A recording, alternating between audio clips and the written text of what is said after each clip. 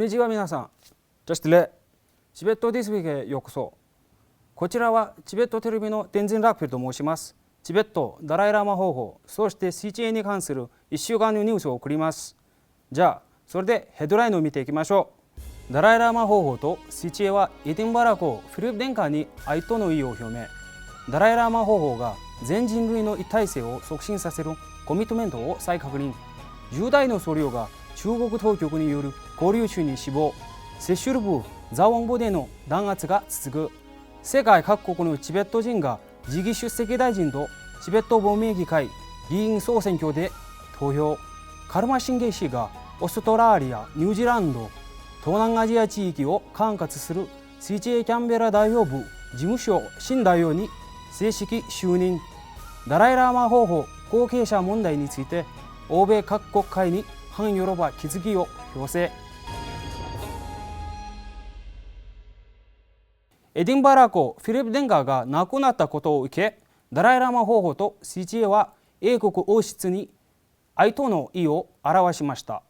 ダライラマ方法はフィリップ殿下が充実して有益な人生を送られたことを述べられました。また、ロプサン宣言出席大臣はフィリップ殿下が科学技術の進歩や環境保護の分野において多大な貢献をされたことに尊意を表されました。フィリップ殿下は4月9日に99歳で亡くなられました。フランスのビザーラプログラムとカナダのワンベタルウォールコレクティブのゲストとして招待されたダライラーマ方法は全人類の一体性に関してより広範な気づきを促進させる大切さについて述べられました。また、ダライラーマ方法はチベットにいた当時のご自身の経験からチベット人の仲間たちのことしか本当に考えなかったことを確認された上で、インドへと亡命した後、世界中のあらゆる国々の人たちと友人となり、私たちはみんな同じ人間であることを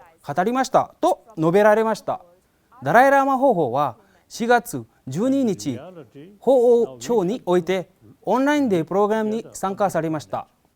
And the reality, now we have to live together on this planet.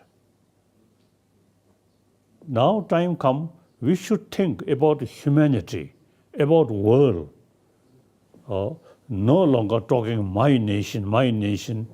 like that. 中国警察当局による拷問を受け、令和3年1月19日にチベット人の僧侶テンジンニマ氏が亡くなった後、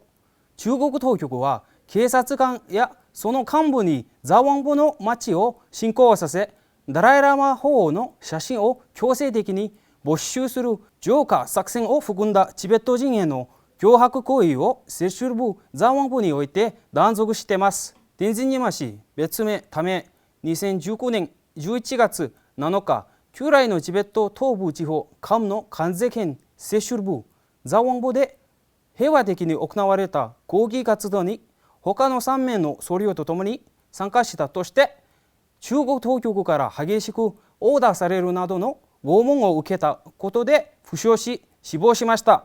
テンジンニマ氏の死後、多くの地元チベットの人たちは WeChat のモメンツ機能を活用して結束と哀悼の意を表するメッセージを投稿し、情報発信を行いました。また同時に中国軍がザワンボに到着し、地元チベット人数人の身柄を拘束し、数日間にわたって尋問を行っています。4月11日、世界各国のチベット人による次期出席大臣及び第17期チベット亡命議会議員総選挙の最終投票が行われました。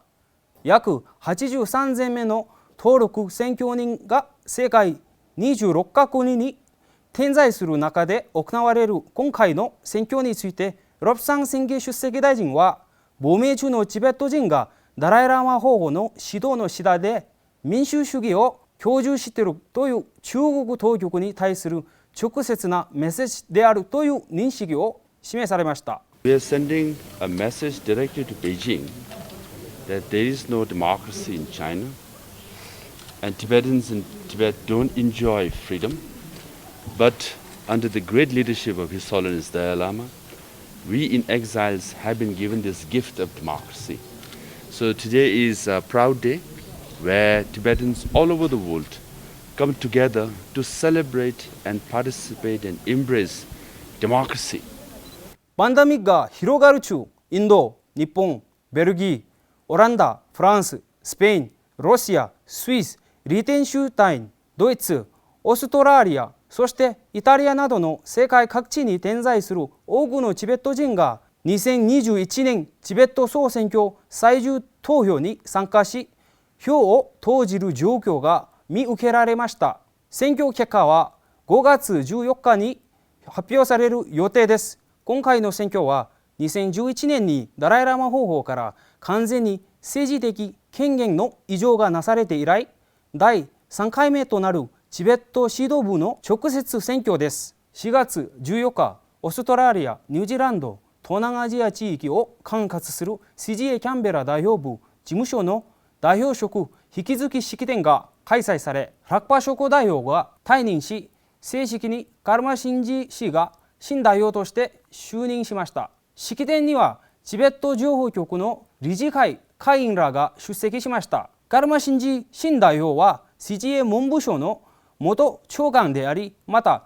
退任するラクパショコ代表は CGA 宗教文化省長官に任命されました。欧州の政治的議題とチベットをテーマとしたウェビナーにおいて、欧州議会チベット支援連盟はそれぞれの国会において反ヨーロッパ決議を要請する活動を推進することで合意しました。4月9日に開催されたウェビナー会議には、欧州議会議員でチベットイントレストグループ会長のミクラス・ペスカ氏、欧州議会議員でチベットイントレストグループ所属のイザベル・サントス氏、CGA ブルッセル代表部ラシ・フィンゾク代表、そして CGA ブラッセル代表部所属 EU 政策ディレクターのウィンサント・メテン氏らが出席しました。出席者らはダライラマ法王の後継問題やチベットに関する幅広い分野について議論しました。今週のニュースはここまでです。次回またお会いしましょう。良い週末をお過ごしください。ありがとうございました。